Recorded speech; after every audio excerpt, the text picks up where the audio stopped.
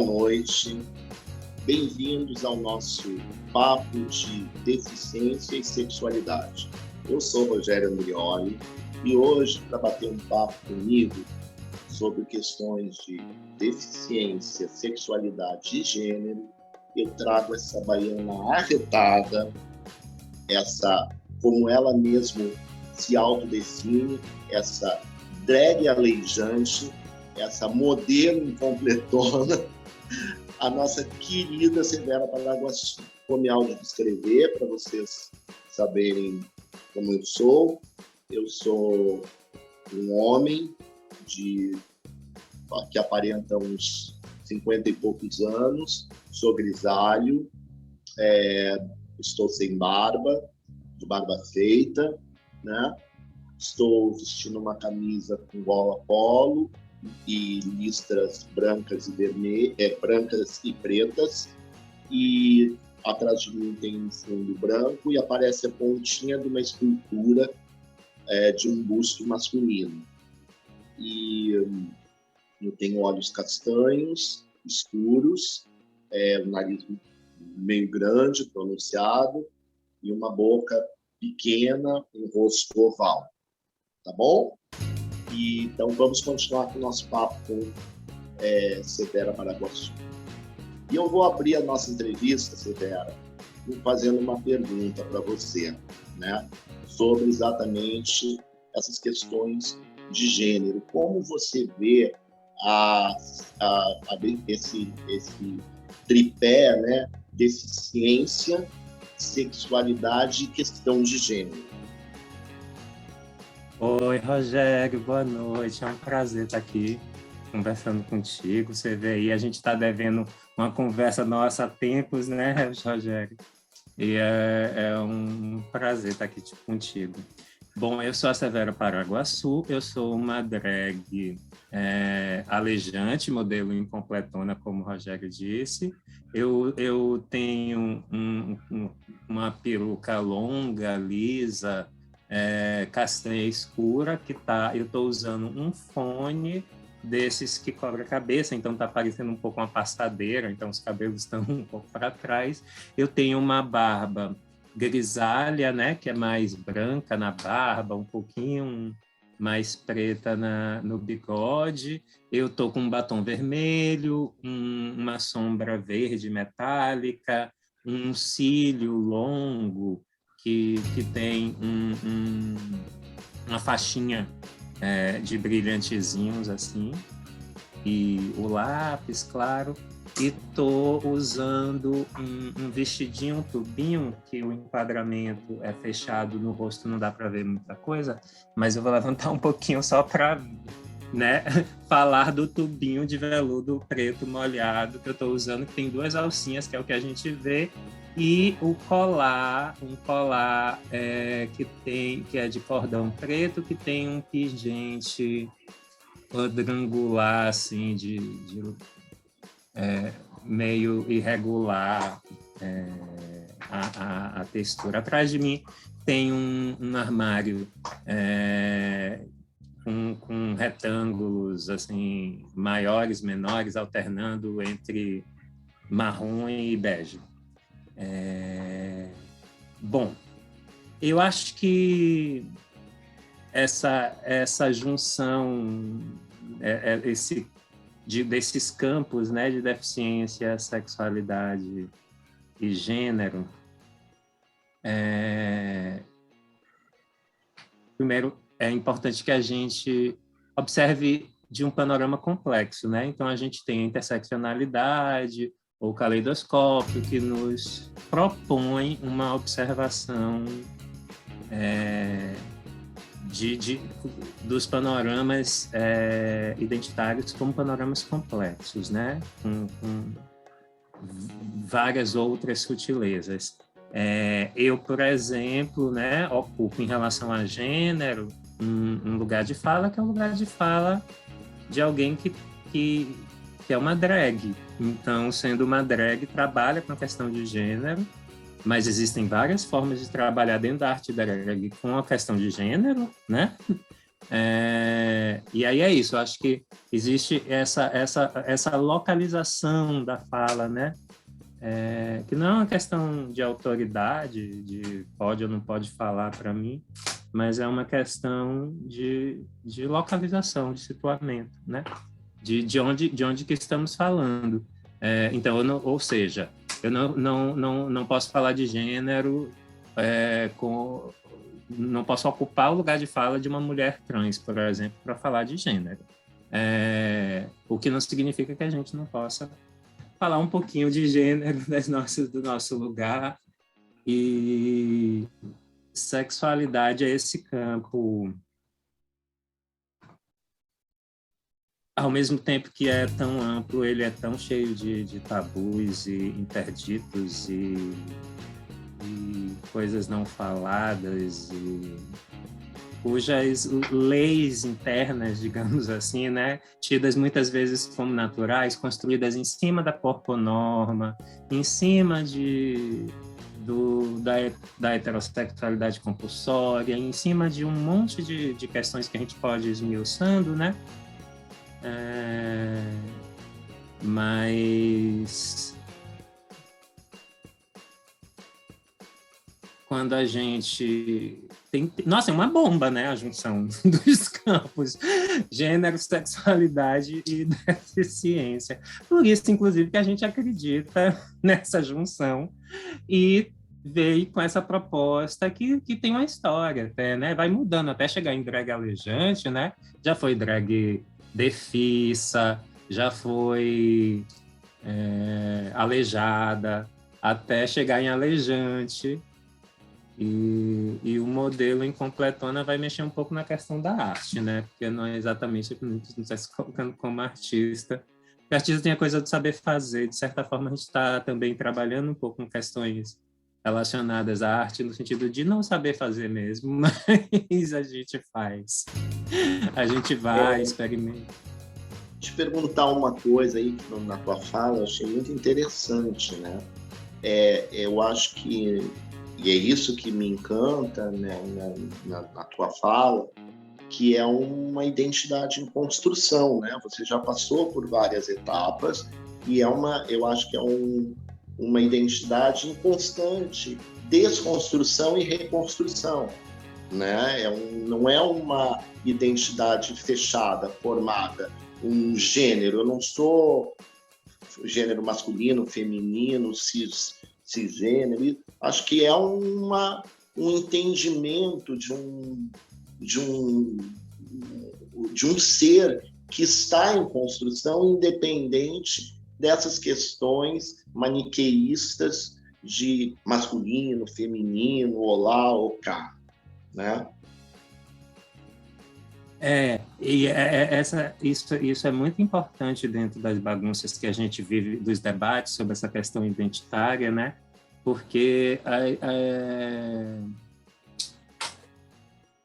se tem uma noção maquiavélica mesmo de um caráter sólido, que é constituinte, né? Ao invés de ser dinâmico, de ser fluxo, né? Eu trabalho muito meus 3 interesses assim é trabalhar a questão da processualidade, da relacionalidade e da performatividade, né?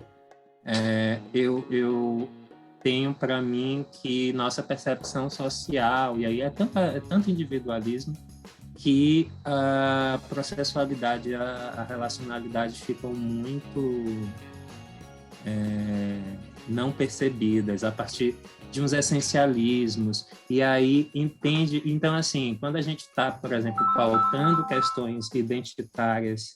Desculpa, achei que tinha... Quando a gente está pautando questões identitárias hoje, a gente não está pautando questões identitárias nessa noção de uma identidade que é fixa e além do que, a gente também não está tratando... A gente está tratando em termos de complexidade, né? Em termos de observar. Porque aí aqueles exemplos básicos, né? A pessoa LGBTQIA+, com deficiência. no movimento das pessoas com deficiência, né? Tem todas as questões ali para enfrentar relacionadas ao fato dela ser LGBTQIA+. No movimento LGBTQIA+, aí vai ter, se bem que no caso do movimento... Porque tem uma bagunça também, né? Assim, a bagunça que eu já porque tudo é bagunça, né? Mas, assim, uma coisa são os movimentos que se conformam no movimento LGBTQIA+, e como ele se relaciona com questões como teoria queer, por exemplo, né? E existe...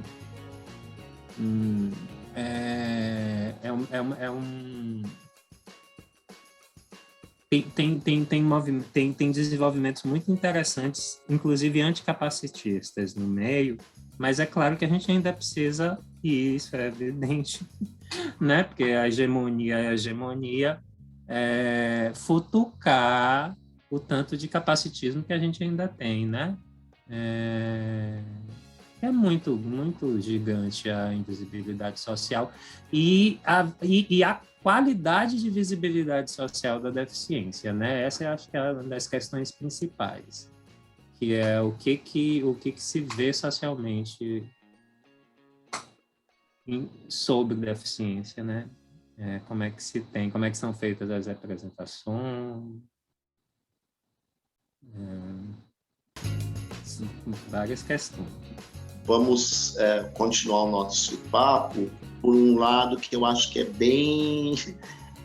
Porque a gente sabe que o mundinho pantanoso, né? Porque é um mundinho bem pantanoso, esse mundinho da homossexualidade.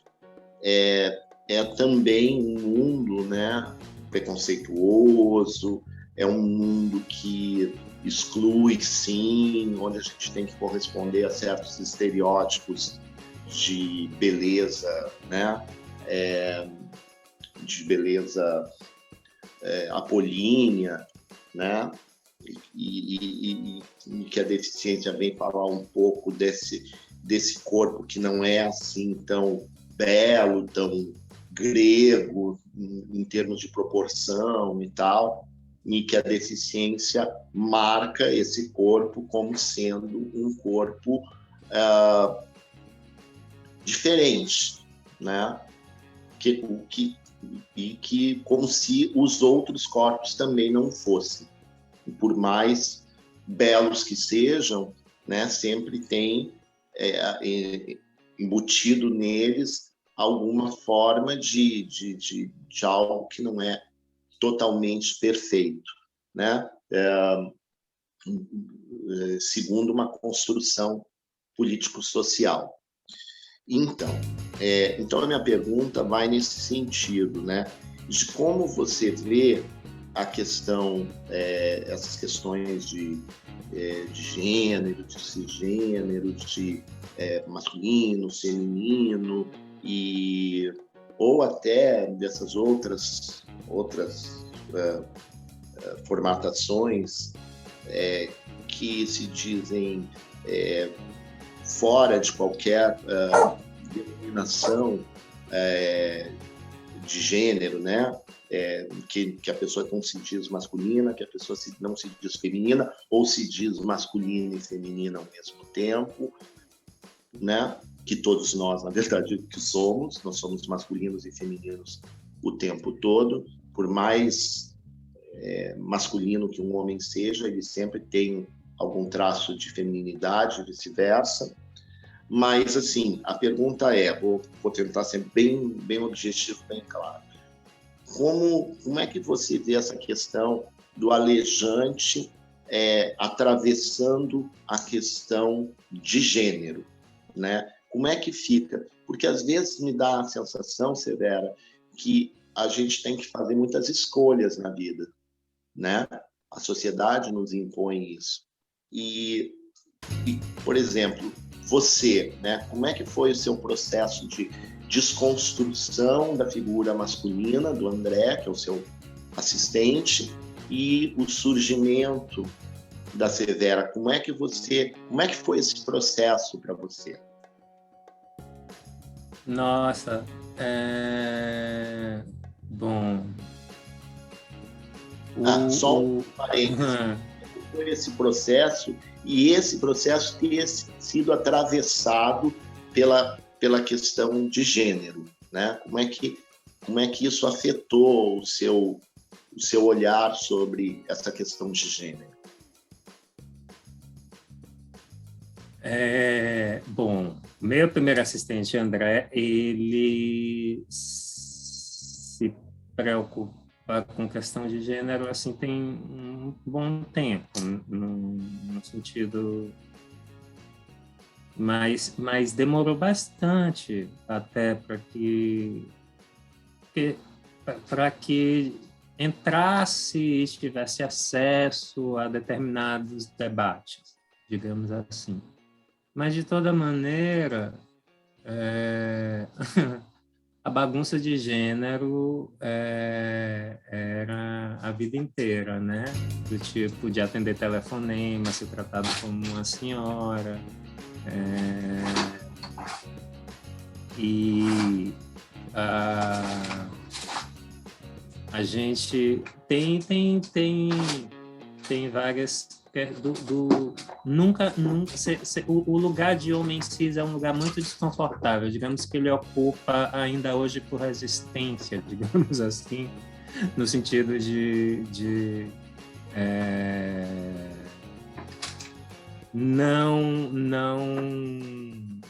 não assinar embaixo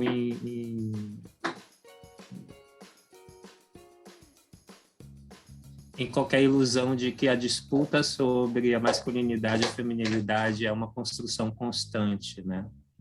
Então, o André, ele fez a especialização em acessibilidade cultural, a primeira turma, em 2013, né? Que aí é todo o resultado lá, e aí vocês vêm de lá do nada sobre Nós Sem Nós, né? Enfim, que você conhece muito bem. E isso foi em 2013. Quando chegou em 2017, na verdade, em 2016, André fez uma viagem a Salvador. Salvador tem um bar que chama Âncora do Marujo, que vive parte drag. E a cena drag em Salvador é muito legal. Você tem uns artistas incríveis. No entanto, sempre teve uma questão que era, ao mesmo tempo de tensão, ao mesmo tempo de interesse. Que é, por exemplo, a hegemonia da arte drag, ela foi construída com dançarinas e pessoas e artistas plásticas, né? Pessoas que fazem trabalhos manuais incríveis e coisa que André e eu, sou resultado disso, é uma coisa muito relacionada à voz, né? A conversa, a voz, ao canto, e é um pouco nesse sentido também. Digamos que nós estamos trabalhando, construindo, pesquisando uma construção drag pela voz. E que não é exatamente uma coisa de uma construção de uma voz que tenha determinada performance, né? Feminina, ou uma coisa assim. Não. Porque da mesma maneira como a gente, enquanto drag, traz barba e traz pelo, é porque qualquer mulher, inclusive, também pode, né, manter seus pelos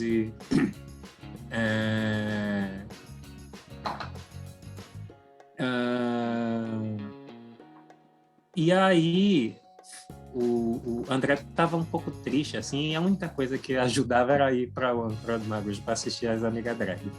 Quando chegou no início de janeiro, e houve dúvida, houveram questões sobre, será que há uma questão, enfim, eu tive momentos de me... isso é sempre uma questão. Será que existe assim assim, né, uma questão? O que eu quero dizer? Teve gente que ao Severo aparecer meio que comemorava, como se fosse num sentido comemorava determinada ideia. como se fosse uma coisa de André se encontrar como mulher trans. No entanto, não. Nunca foi, sabe? E é uma coisa tanto de fazer um cis estranho, digamos assim, quanto uma drag que está absolutamente em processo e se construindo assim em praça pública. O termo aleijante em completona, né? Drag aleijante, modelo em completona, vem nesse sentido contribuir para essa construção identitária? Isso. Primeiro que a gente tem uma coisa, né? Que depois que aparece a teoria creep, que aqui a gente está, né, traduzindo como teoria aleijada, que é essa teoria, né, que já traz essa perspectiva de aleijamento do queer, né? E aí aleijamento é muito no sentido de situamento, e esse situamento porque a gente, inclusive no campo da deficiência, do campo da acessibilidade, a gente ainda tem, me parece, muita coisa para desenvolver relacionada a essa construção da imagem social da deficiência. Porque não existe conseguir trabalhar isso sem apontar o problema da corponorma, né, que eu chamo de universal. Então, você vai ter alguns termos aí, Edu vai chamar de bípede, Edu, eu vou chamar de universal, mas essa, para mim, realmente a imagem do universal ela é muito crucial. E porque a gente precisa fazer uma direção relacionada à singularidade, né? E ao reconhecimento das complexidades singulares, inclusive. E, no entanto, o que eu vejo é muita aposta em definições de padrões. As disputas de padrões e como se um determinado padrão fosse o que respondesse o nosso gregário, né? E isso, então, fica sendo defendido como se fosse, enfim, a defesa da sociedade, né? É a defesa do gregário, aquela porcaria daquele padrão, que desrespeita a realidade, os reconhecimentos de todo mundo, né? Então, eu acho que a gente precisa também perceber, primeiro, que a deficiência ela é um campo extremamente rico para os debates de zilhões de questões sociais das quais a gente precisa de mudança, justamente por conta da corponorma, justamente por conta de como o capacitismo é estrutural, mas a gente precisa dar uma qualificada nas nossas estratégias de disputa e debate. Porque senão a gente está dando tiro no pé, né? Com certeza.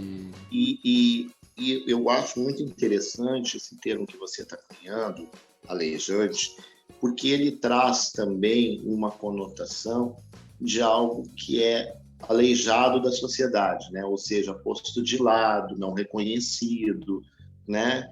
E aí as duas coisas meio que se tangem, né? Tanto a deficiência quanto a questão queer, quanto a questão de gênero, seja lá da própria homossexualidade. E eu acho que, mas ao mesmo tempo que elas se tangem, elas se separam, porque o universo da deficiência e o universo queer, ou o universo da homossexualidade, é um universo muito baseado na perfeição física, né? Na beleza das formas, né? De ter um bíceps trabalhado, uma barriga tanquinho ou o que mais seja. Então, assim, eu queria te perguntar como você percebe essa questão do aleijamento, tanto no que diz respeito a uma drag, quanto no que diz respeito a um deficiente ou a sua deficiência.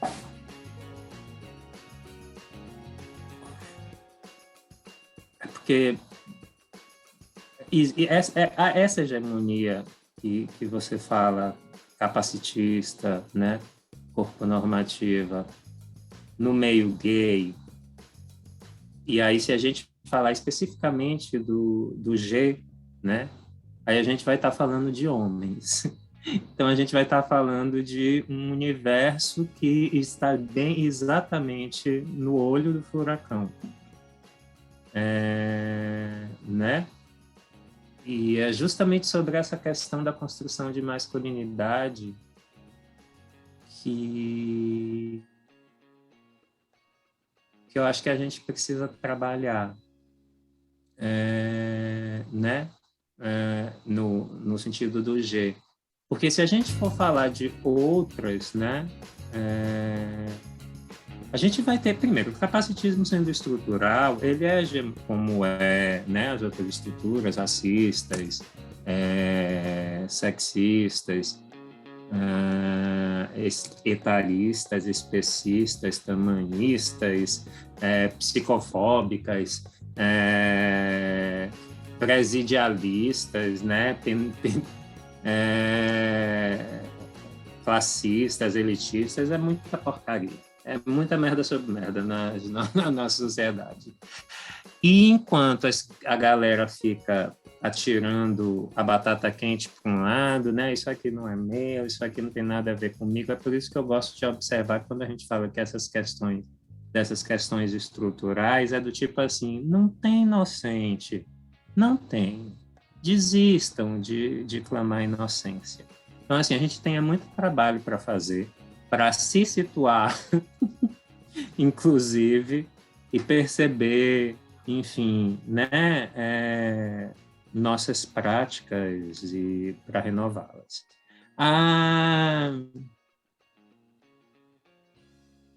Então, eu acho que é porque para mim tem essa questão que não é diferente de outros lugares. É um pouco isso. É do tipo, é tudo muito capacitista. O que acontece, claro, que aí vai afetar a questão da sexualidade. E isso é enfim, é uma grande frustração, assim, é uma tristezura. O meu nascimento é numa concha na Baía de Todos os Santos, entre Salvador e a Ilha Itaparica. Porque eu sou uma simulacração como uma diva da belezura freiriana. E aí,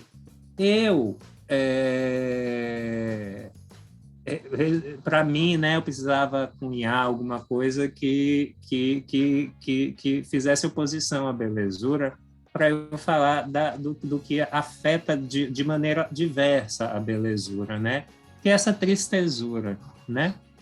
De tanta arrogância ignorante, de tanta gente sem curiosidade, sem querer saber, brincando de técnico de futebol, crítico de cinema, presidente da República, e no final das contas, os ambientes e os instrumentos de participação não estão desbloqueados, e essas participações elas não se qualificam, elas ficam, os debates ficam mantendo um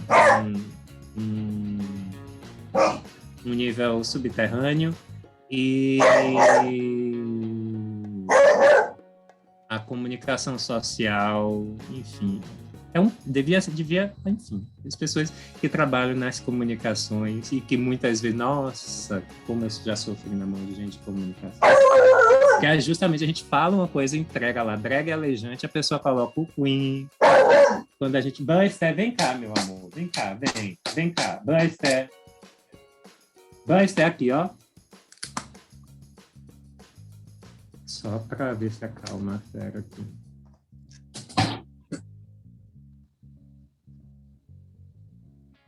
Ai, mas não vai dar para pegar agora não. Senta, deita. Voltando,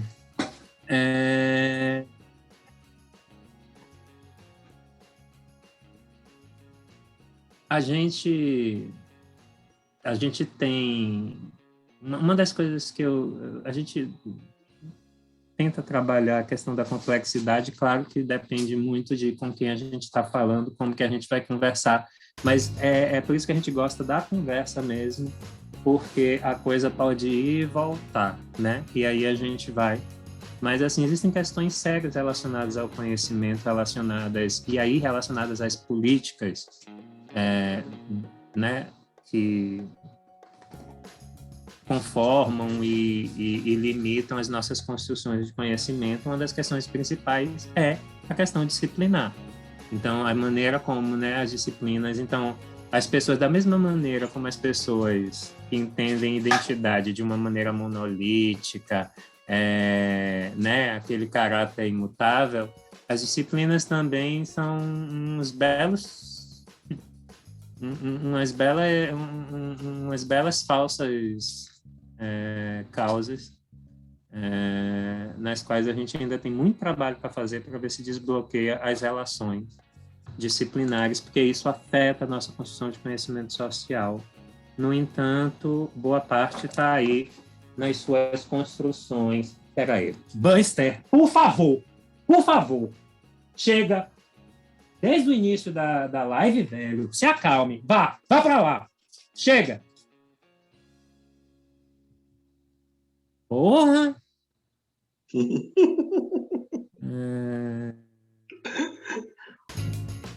Severa Paraguaçu também é mãe, gente. Severa Paraguaçu também é mãe. Né? E essa mãe bem baiana, né? Que, de repente, dá uma ralhada com o filho. Isso mesmo, Severa, isso aí. Mas normalmente é isso, a gente fica tentando ralhar os estruturais. De vez em quando a gente tem que realmente dar uma coisa em alguma individualidade aqui, vem cá, criatura. E aí, mas é uma tristezura ver a situação da sexualidade, do quanto... Não, mas só um parêntese aqui, Severa. Você acha que, em que sentido que a deficiência depõe contra ou a favor dessa sexualidade? E principalmente quando ela está vinculada a uma estruturação de gênero? Depende, primeiro que assim, vai depender da deficiência, inclusive, né? Porque, assim, em relação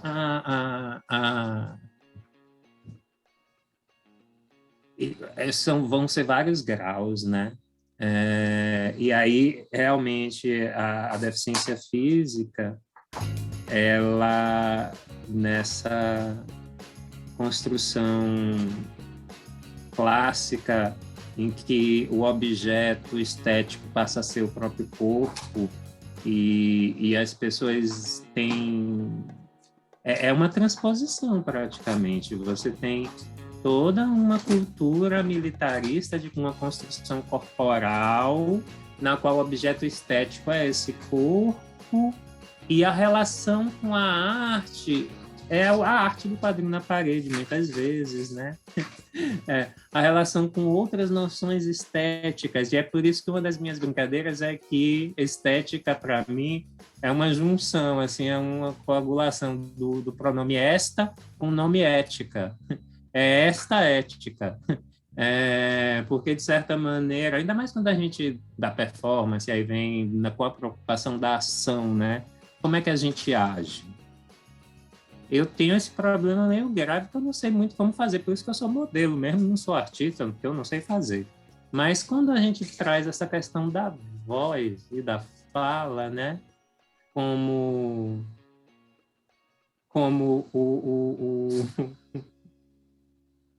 o centro da nossa criação, como é que a gente age, né?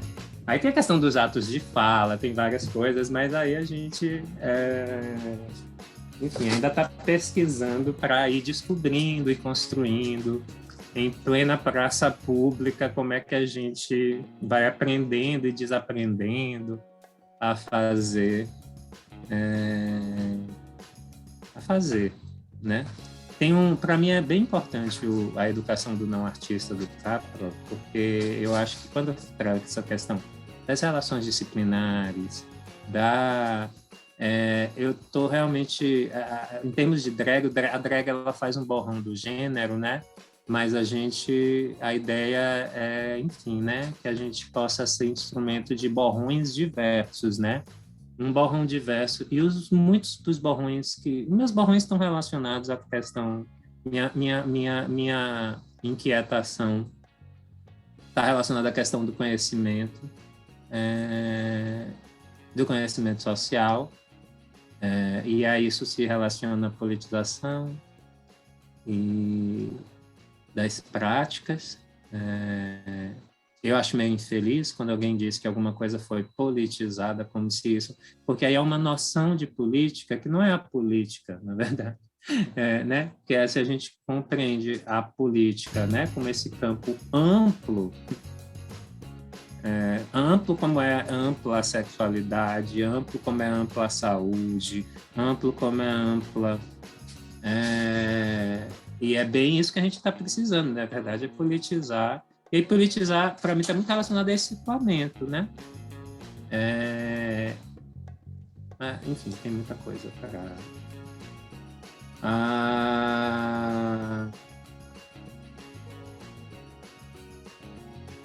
para mim, o foco é muito desconstruir o universal.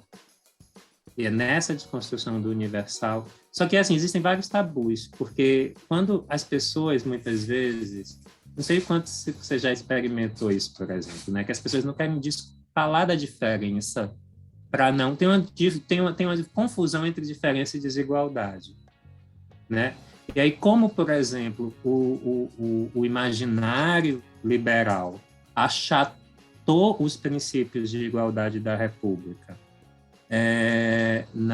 numa isonomia achatada, né? A gente mal fala de outros princípios de igualdade e também tem uma noção de isonomia achatada. Uma isonomia, né, do tipo, não, é todo mundo igual, é todo mundo igual.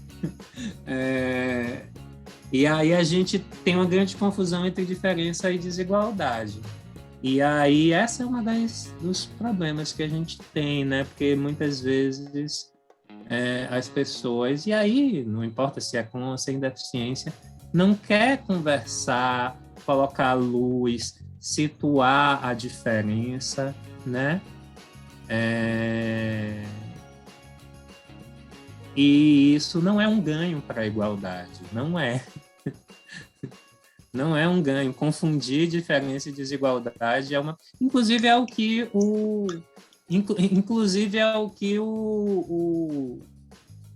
que eu choro até hoje, né, o Rizek, porque, enfim, né, eu tenho um livro lá dele, da cidade da Bahia, que é bem que Rizek deixa claro, se por má fé ou ignorância mesmo, mas assim, que ele não compreende diferença entre diferença e desigualdade, está ali clara na maneira como ele está tratando as questões das cotas e fazendo essa bagunça.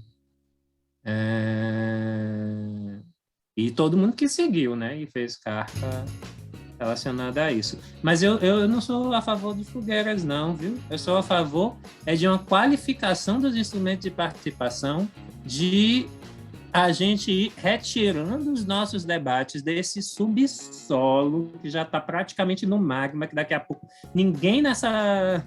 Marcão, chega. São duas coisas que eu gosto que você fala, né? Que é a questão aleijante e a questão do incompletona, como você fala, né? Modelo incompletona.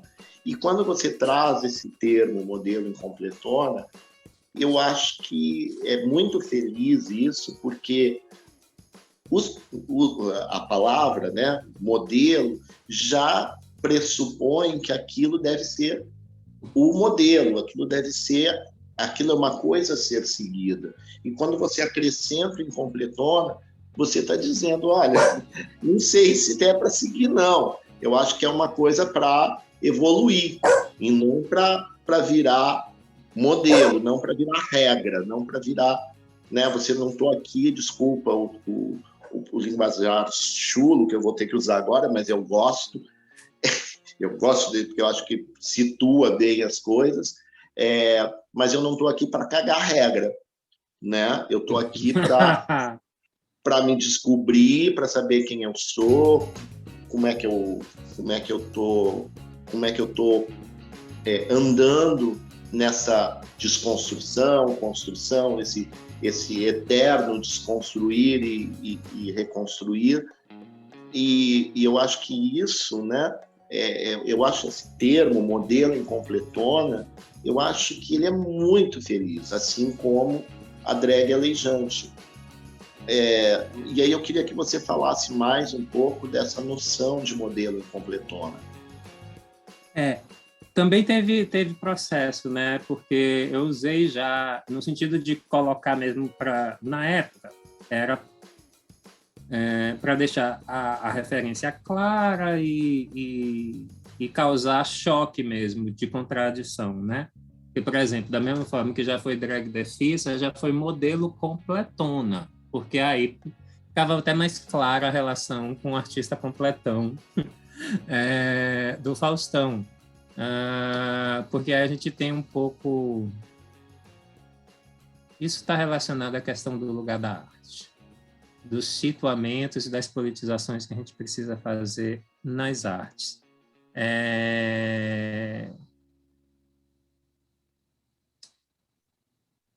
André, de certa forma, teve várias questões pedagógicas relacionadas ao fato de sua deficiência ser relativamente invisível, mas ser tida como um problema no braço.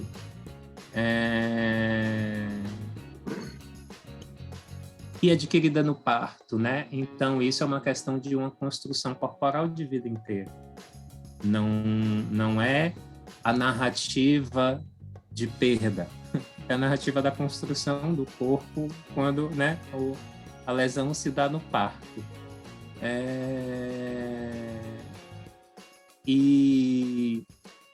E aí esses problemas relacionados a que a gente conversou do tabu da diferença, isso favorece muito o armário da deficiência para quem tem deficiências relativamente invisíveis, né? No entanto, eu acho meio impressionante, porque o braço, eu fico sempre me impressionou a falta de consciência corporal. Na verdade, ainda mais quando depois que André começou a ter alguma, assim, desenvolver um pouco mais as questões travadas que ele tinha relacionadas a conhecimento corporal, é que era uma coisa do tipo, mas minha gente, esse universal é um problema mesmo, hein? Porque a galera fica viajando que ela é universal, que ela é a regra, que ela é o exemplo, que ela é a norma, e ela está sem curiosidade, sem conhecimento, sem pesquisa de si mesma, fazendo o quê? E o mundo está infestado disso. Depois alguém fica surpreso com o que acontece politicamente com o mundo.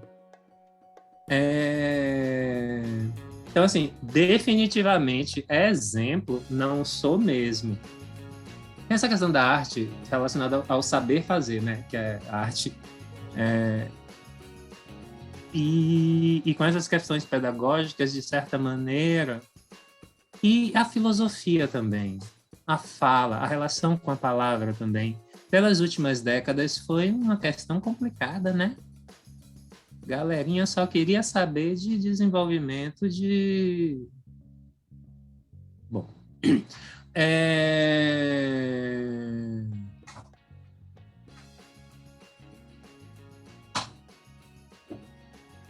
tem esse interesse em pensar os campos expandidos, em pensar também a questão amadora, sabe?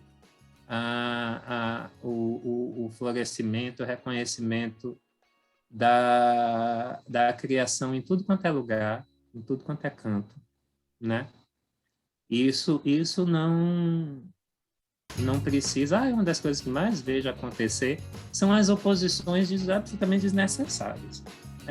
Mas isso realmente não precisa se opor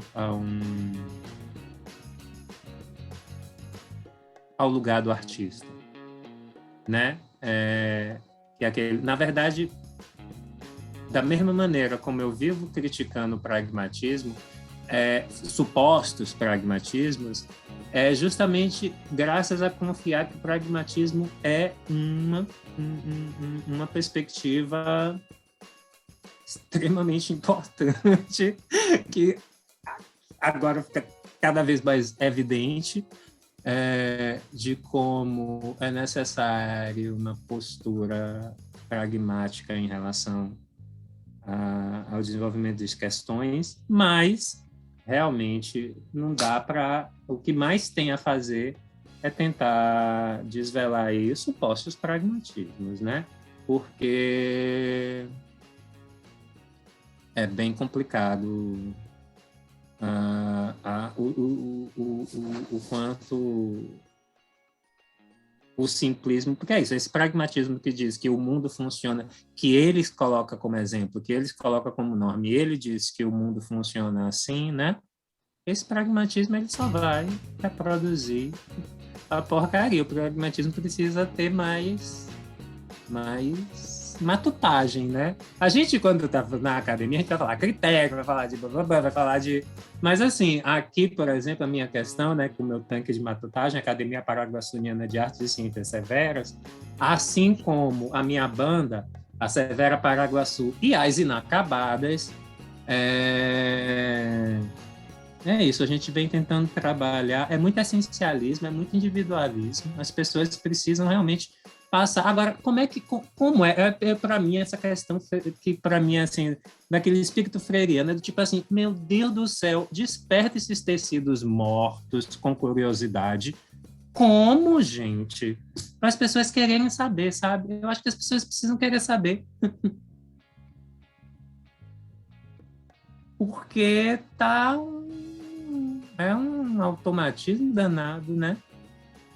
E umas noções de vida que é do tipo assim... E aí de corpo, E aí a gente vê, meu Deus, eu tinha tirado esse negócio.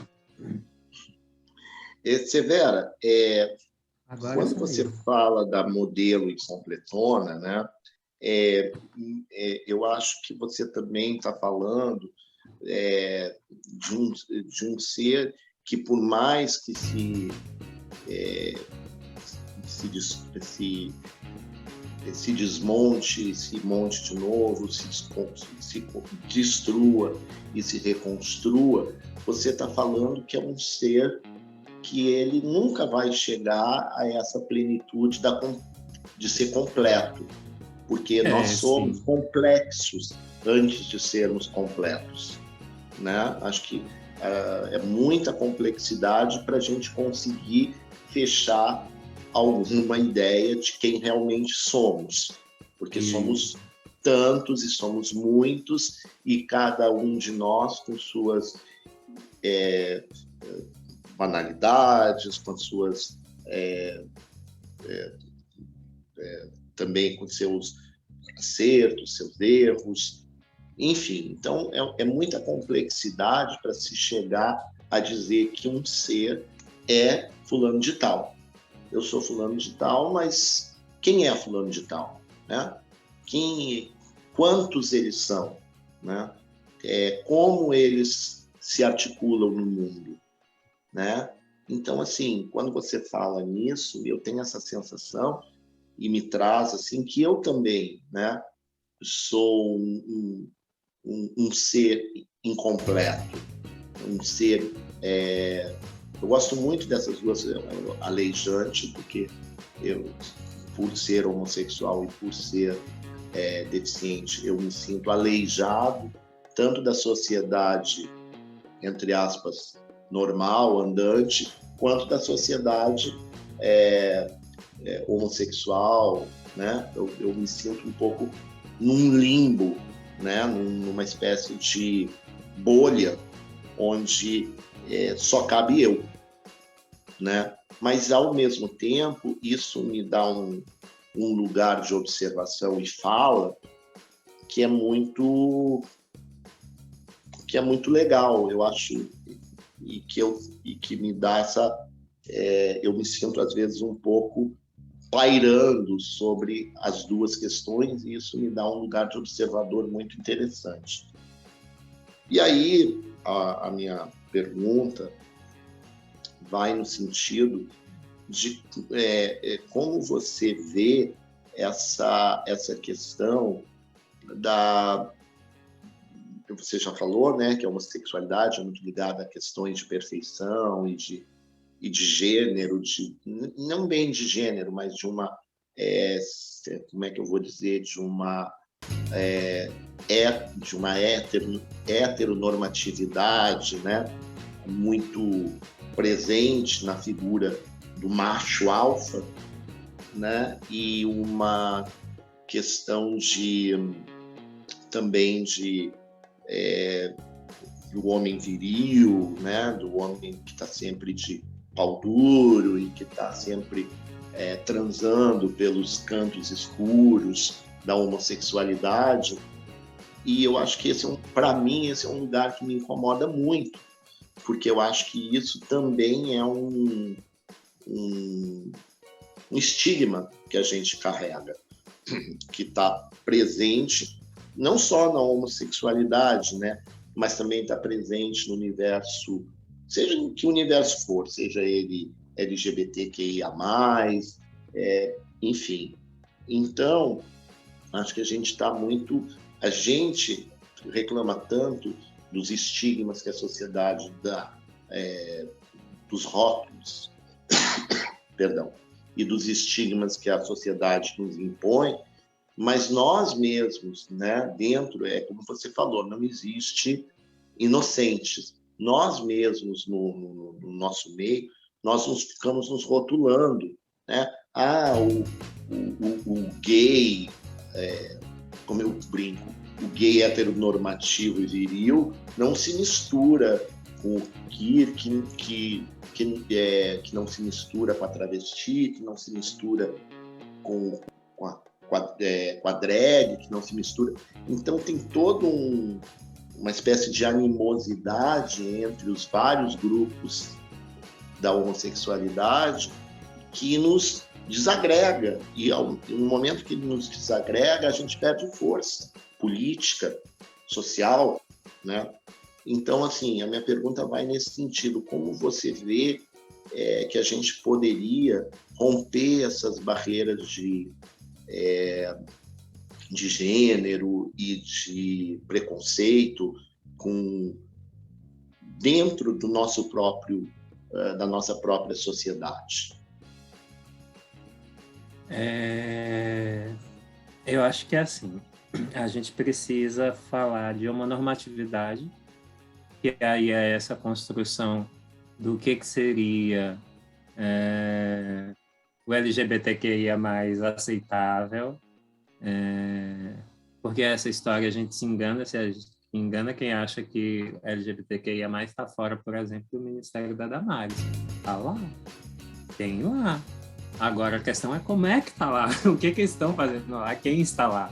Da mesma maneira como, em termos da deficiência, o lado de cá, né, apontava alguns momentos, algumas questões de quem é que está lá, né? A gente não precisa exatamente sair para nomes, mas a gente sabe também que tem representantes um tanto quanto problemáticos.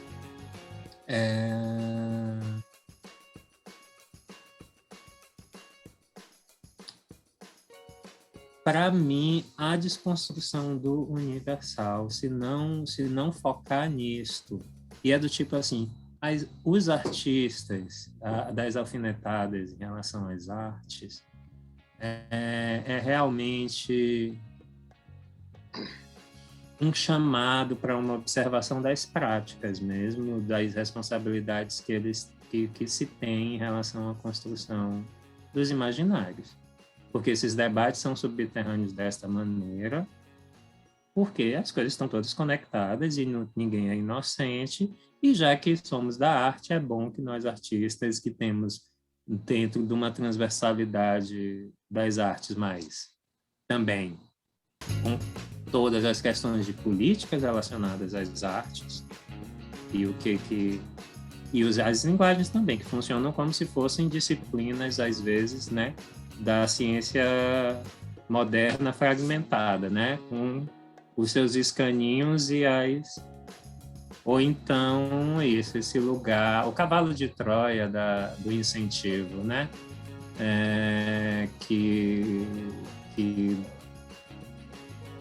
se colocou como única sobrevivência possível do incentivo fiscal para empresas, né? Porque aí a gente tem tantos cavalos de Troia, mas existe muita resistência, né? Quanto mais privilégio, digamos assim, você tem, mais dificuldade um pouco a gente tem para... Porque é isso, é um império de privilégio. Deveria ser um império do direito, mas é um império do privilégio. As pessoas entendem o privilégio como se ele fosse direito. E quando pensam em direito, pensam em privilégio. De certa maneira, e eu acho, e aí é uma questão dentro dos debates sobre essa complexidade, da interseccionalidade, do caleidoscópio, eu acho que não é ganho a gente deixar de marcar os privilégios também, né? No sentido de compreender. Então, por exemplo, eu sou uma drag branca, né? Existe já um privilégio aí posto. Quando... Eu brinco às vezes com uma coisa que é o capoeira de privilégio, sabe? Já que esse império dos privilégios, a gente situando e compreendendo nossos privilégios, talvez a gente consiga ocupar algum lugar de escuta que faça o debate andar para frente. A minha única expectativa é ver, pelo menos, sair do subterrâneo, porque realmente é uma tristezura. E aí, porque aí você tem, por exemplo, o GGG, né? Que é a maneira como a galera chama o gay branco, que é esse gay que se entende como universal, que não consegue, parece que, furar um pouco o limite de percepção dele, né? Em relação às questões. Isso tudo está conectado com o imaginário neoliberal.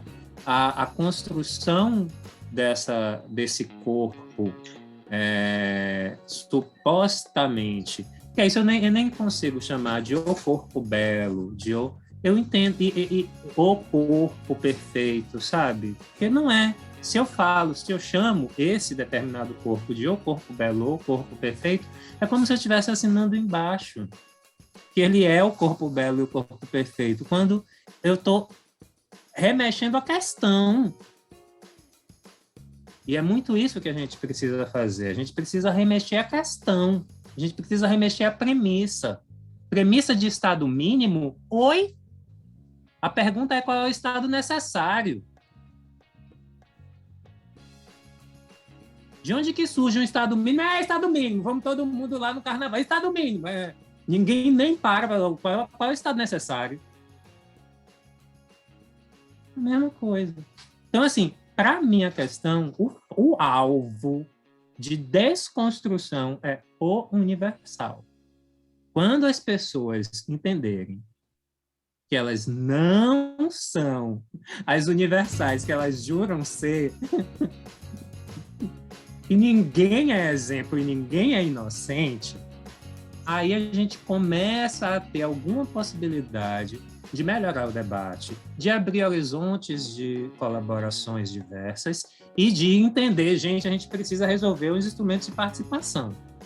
Porque, por exemplo, eu mesmo, tem gente que, quando às vezes eu falo alguma coisa, tem gente que diz, uma aula. Eu digo, não é uma aula, meu amor, isso é só participação. É só participação. Não estou dando aula, eu estou participando. E aí é um pouco nesse sentido. Preocupa muito.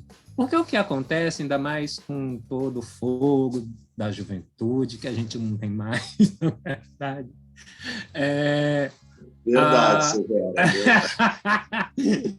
esse fogo todo da juventude fica difícil, às vezes, de querer o simplismo, mas olha que, enfim,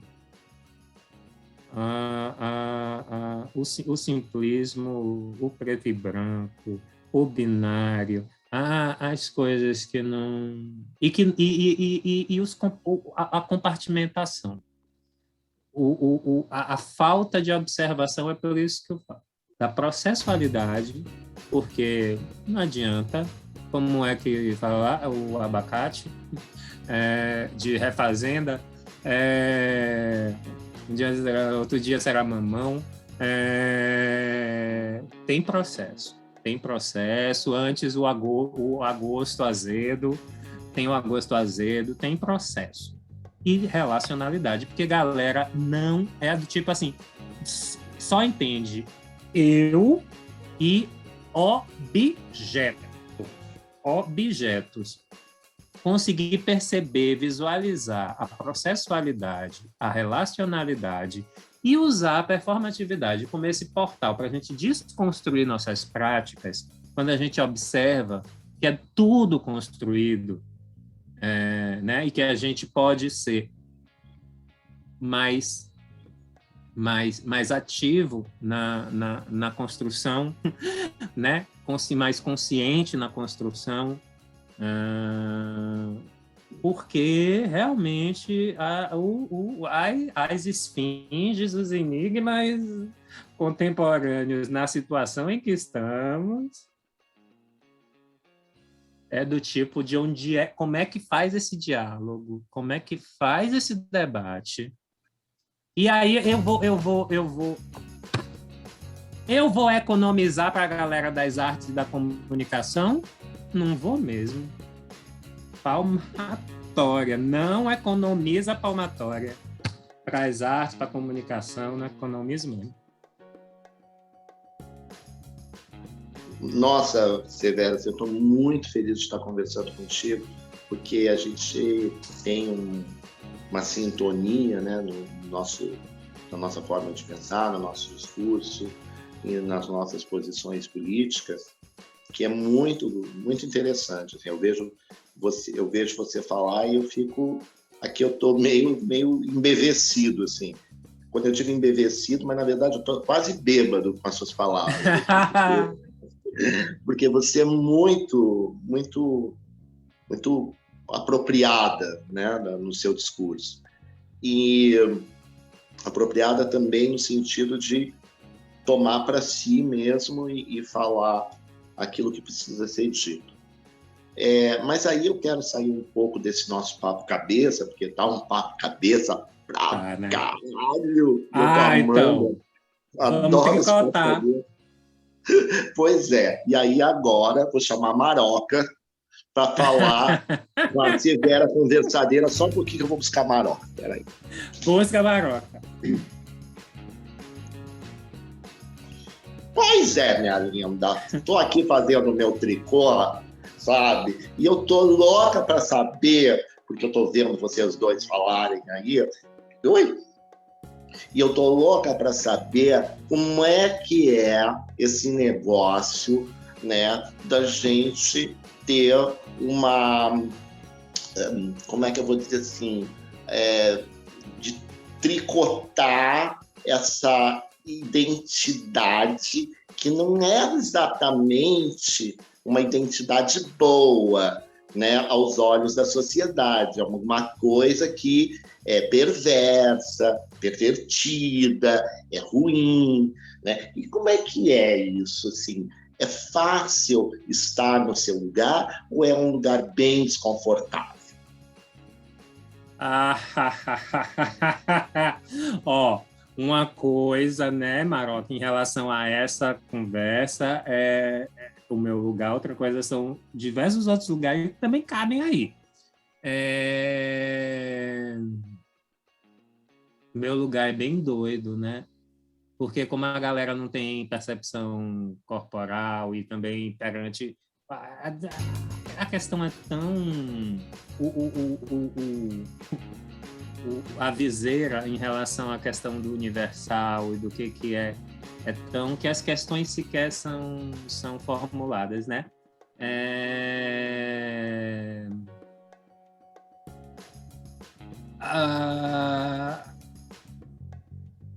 Porque tem essa questão dos signos da deficiência, né? E aí, como o braço fica quieto, digamos assim, o signo não aparece.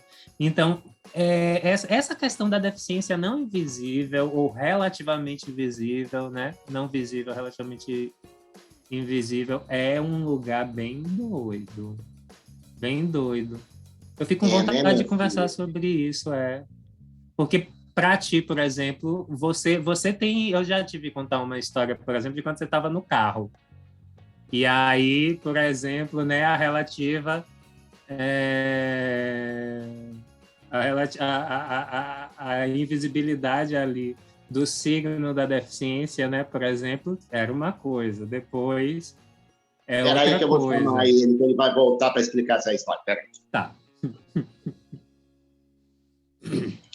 Pois é, né? Essa é uma coisa que é gritante no mundo da homossexualidade, né? Acho que é um lugar, quando a gente tem algum tipo de deficiência, ela sempre chega na frente, né? Então, mas isso não é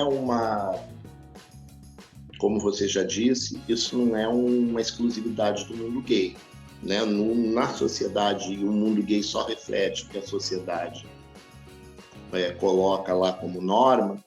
No mundo gay, a gente está muito marcado por esse estigma da deficiência, né?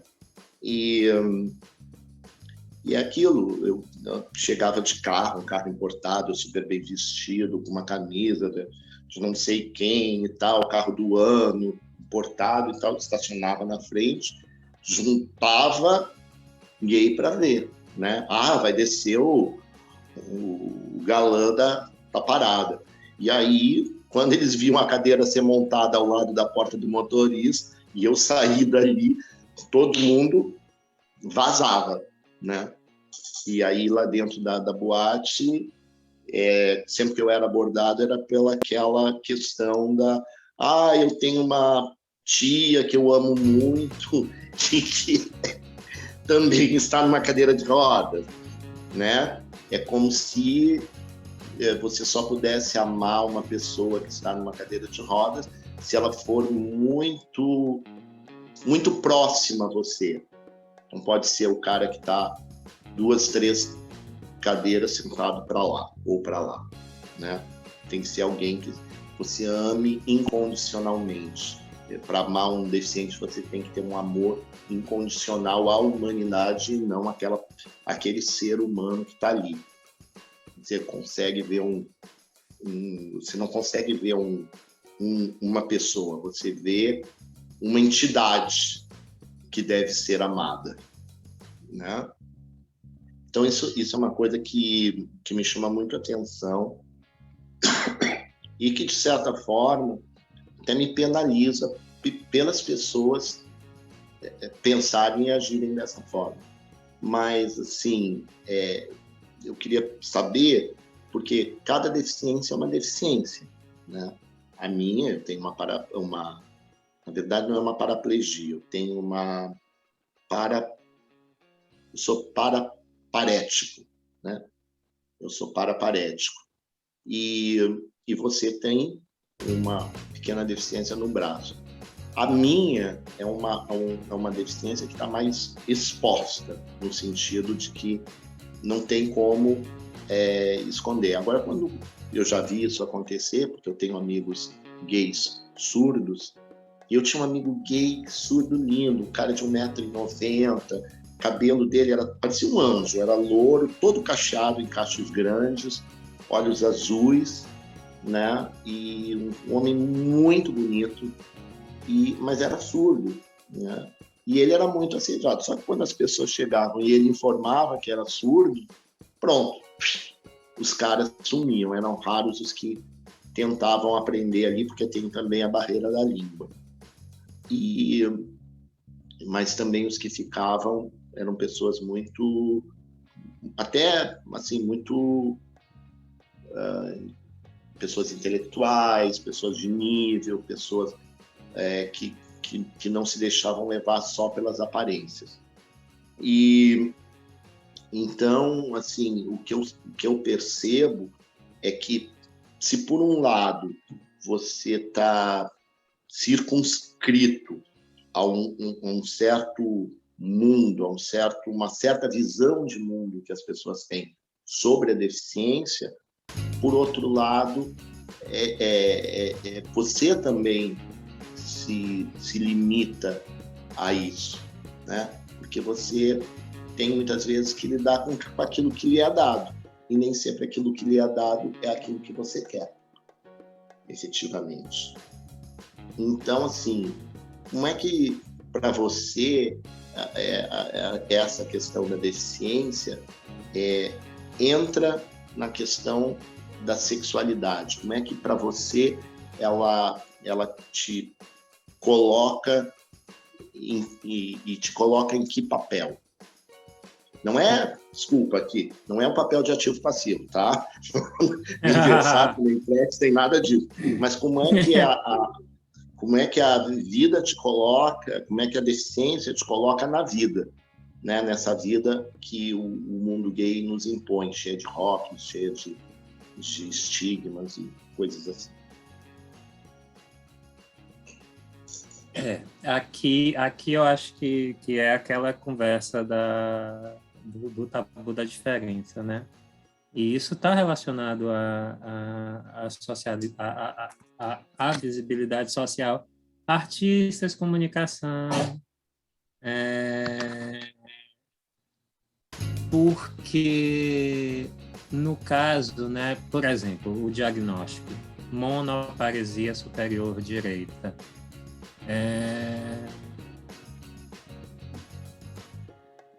ele é problemático. Ele traz essa ideia de problema no braço, mas existe um reforço da questão de esquerdo-direito que afeta, inclusive, o abdômen. Então, eu, por exemplo, até ter uma consciência corporal em uma organização que possibilitasse andar de bicicleta, isso foi aos 33 anos de idade. Mas as questões sequer... Ou seja, estou falando de andar de bicicleta, até porque andar de bicicleta, inclusive, é uma atividade, né, relacionada.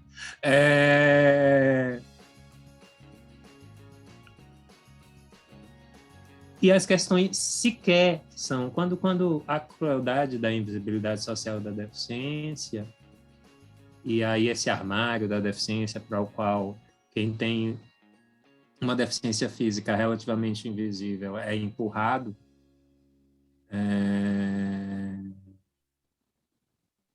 justamente nessa dinâmica de não querer falar de diferença, porque achar que se falar de diferença é colocar a desigualdade, é reforçar a desigualdade, ao invés de perceber que é necessário falar da diferença para resolver as questões de desigualdade. Há, no caso de André, uma grande náusea, na verdade, em relação a tudo que é o teatro da sexualidade, principalmente perante a diversas outras imagens do que poderia ser e de quão seria bem melhor. Mas muito especial também em relação a como que essas disputas são travadas e feitas, né? Em relação aos corpos. Então, por exemplo, até o acolhimento da questão do quanto era, porque era uma questão, deve ou não deve falar? Oi, André falando, né? Oi, eu sou André, eu tenho uma deficiência.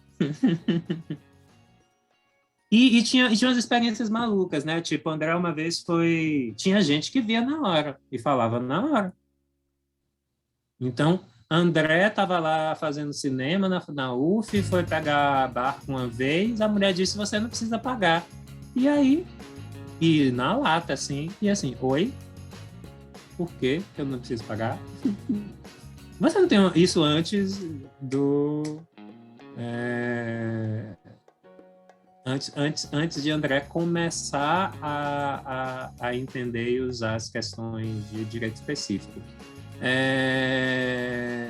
Mas, em especial, a principal questão é a acessibilidade metodológica e programática. Essa acessibilidade metodológica, a gente poderia falar sobre ela também, sobre o sexo. Vamos falar, então. Vamos falar. E aí... E essa acessibilidade metodológica, eu bato muito na acessibilidade metodológica na universidade, né? Porque aí tem que ter realmente acessibilidade metodológica para você poder caminhar com os alunos com deficiência que entraram na universidade. Agora, é interessante trazer essa coisa de acessibilidade metodológica para o sexo, porque ainda afeta questões relacionadas ao desejo e às subjetividades.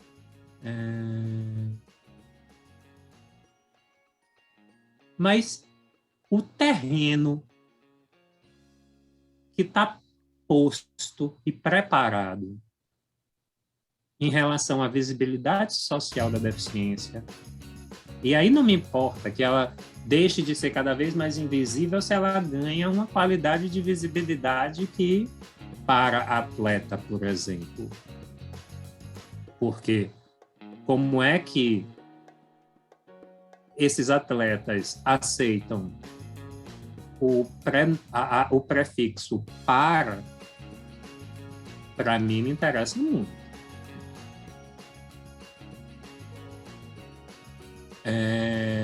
Então, assim, o terreno que está posto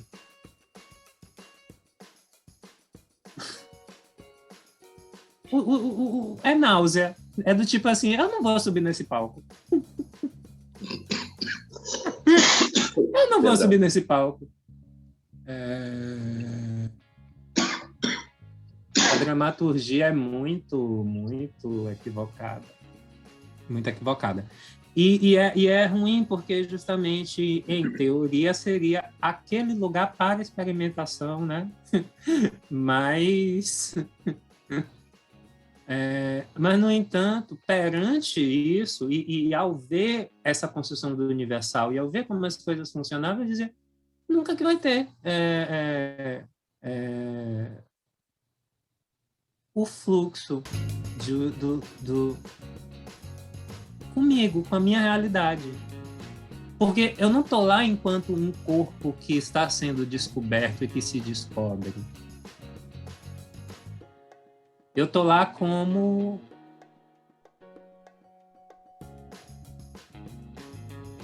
Realmente, aí é engraçado. A gente se preocupa muito com o reforço dos moralismos, né? E não é, para mim, eu não quero reforçar mesmo moralismos. A minha questão é ética, relacionada a princípios, e as etiquetas, uma das coisas que a gente mais combate é a etiqueta na área da deficiência. Tem a etiqueta da deficiência, né? Como campo, inclusive, de gente querendo cagar a norma. E isso, para mim, não é a maneira. A gente trabalha o antimanual anticapacitista, né? Esse antimanual é essa questão de que, justamente, a gente precisa criar os espaços de experimentação. Era o sexo ser um deles, né? Mas, assim, se você está com tabu de falar da diferença, ou de reconhecer, ou quer minimizar, porque muitas vezes o que acontece é minimizar. É dizer, é um detalhe, ou é um... Mas isso não é a questão. A questão é o que é. não é uma coisa, né? E porque aí é isso, as pessoas vêm com, não, mas isso não é nada. Mas...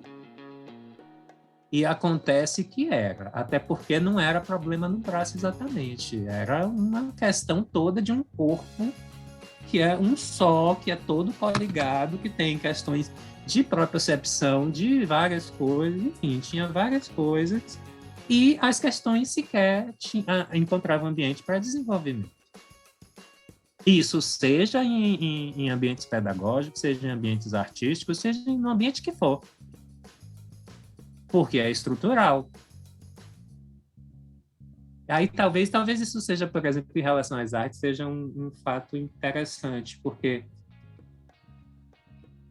no seu caso, você como bailarino, né, na cadeira de rodas, e existe uma diferença engraçada, porque é muito cruel a exclusão provocada em relação ao cadeirante, né? Aí é evidente. Ao mesmo tempo, o movimento tem tinha aquela coisa da gente ter o símbolo do cadeirante por muito tempo, né? Então também a gente ter uma coisa do cadeirante como enfim, a gente fala de acessibilidade e a gente muitas vezes precisa dizer, mas não é só a física, né? Porque é isso, né? Termina que, para quem ouviu alguma coisa da acessibilidade, a acessibilidade física ficou mais claro. E aí essa acessibilidade questão... não é só rampa, né? Acessibilidade é muito mais que isso. É muito mais que isso. E aí, se você for provavelmente conversar com quase qualquer um, provavelmente dos meus amigos de vida, assim, ele não vai entender. Assim, ele não vai entender que haviam questões de acessibilidade metodológica para mim. Porque é isso, é esse universal, é esse padrão, do qual é só um detalhe. Mas aí eu pego e digo, ok, 2 pernas, o que é que você faz com 2 pernas e com os braços?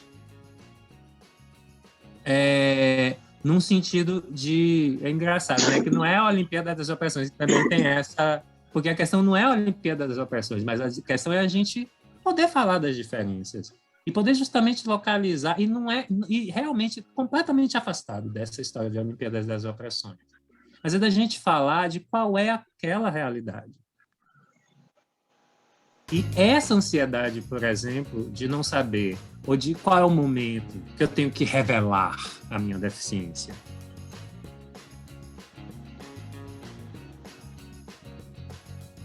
É muito cruel. É de dar náusea para dizer, eu vou procurar outro palco.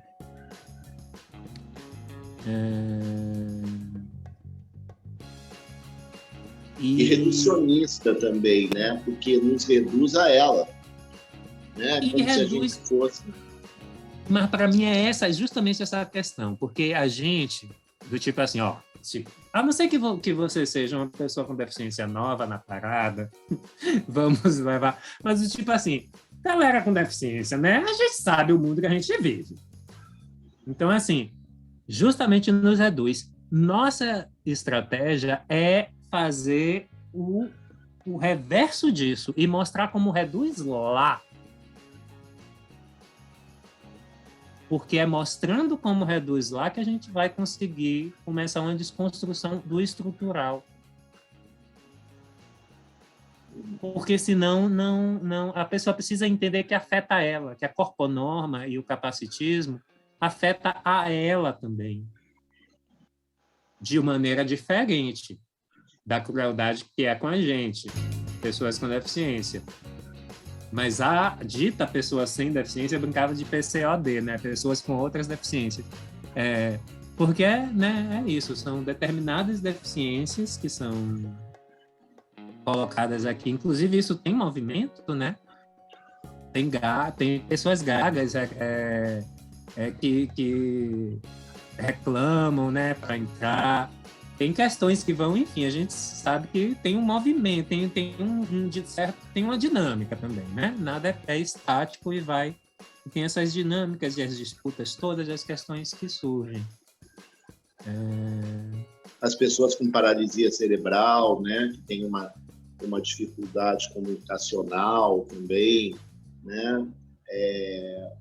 Tudo isso pesa no final das contas.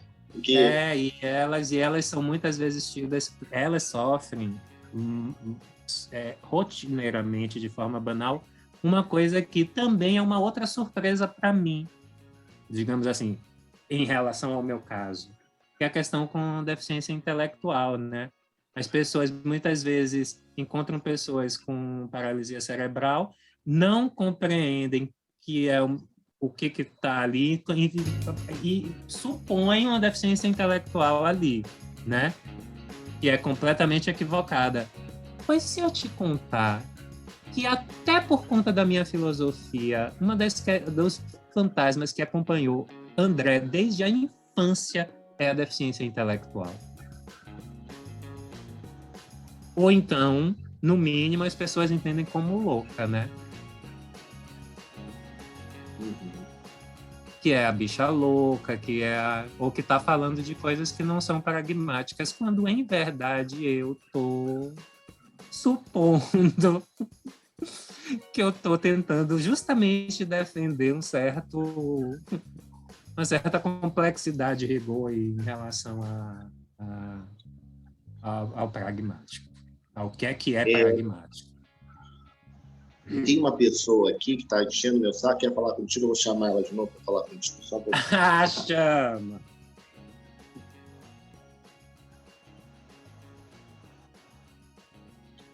Então, minha filha, agora satisfaz aqui para mim eu tenho aqui uma curiosidade, que é bem coisa de telha, maroca, de velha fofoqueira. Mas, como você também é uma moça conversadeira, né? Eu estava falando aqui com o Rogério e ele me disse o seguinte, que você é muito parecida com uma outra drag, penso eu, que chama Conchita Wurst. Isso é proposital? Conta aí para mim, que eu tô louca para saber. Não é. Assim, a gente ficou muito feliz quando o Conchita apareceu e trouxe a barba, né? Mas depois, logo também, a gente viu várias drags barbadas também.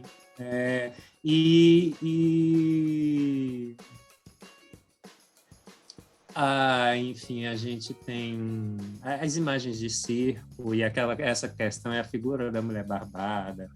E essa figura sempre foi uma figura... Enfim, era uma figura que a gente tinha carinho. E aí não foi consciente, não, em relação à Conchita, não. Não foi consciente, então. Não, é do tipo, ela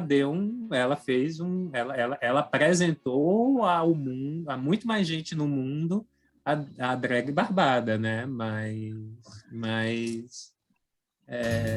não remete diretamente a ela, não. Porque muita gente deve achar estranho, né? Uma figura tão feminina como você, né? Usar um visual tão ligado à masculinidade quanto é a barba, né? Como é que é isso? Conta pra mim aí, quando eu tô fazendo outra coisa. Olha, e a gente vê umas expressões de como é que é?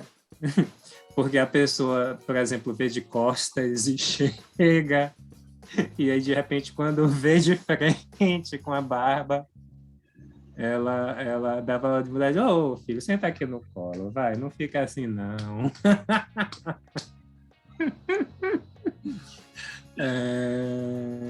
Deve ser um susto em tanto, né? Ao mesmo tempo,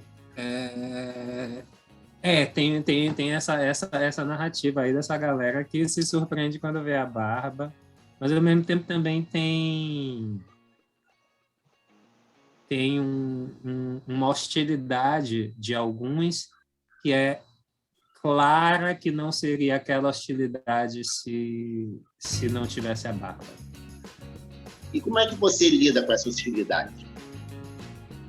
Que, aliás, é muito masculina, né? Não só, viu? Você tem também por parte de mulheres, sim, porque é isso. As coisas que são estruturais, elas não é porque... E aí é aquela coisa, né? Não é porque a pessoa com deficiência que não vai ser capacitista, não é porque é um negro, um asiático, ou um que não vai ser racista, não é porque é mulher que não vai ser machista, né? Aliás, tem muitas.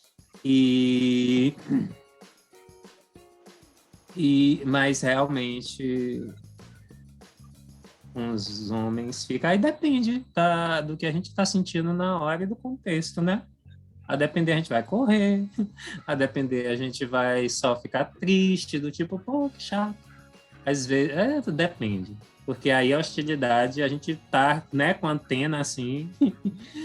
Nossa, a gente tem que desenvolver nossos instrumentos de defesa, né? Então, essas percepções são. Mas a gente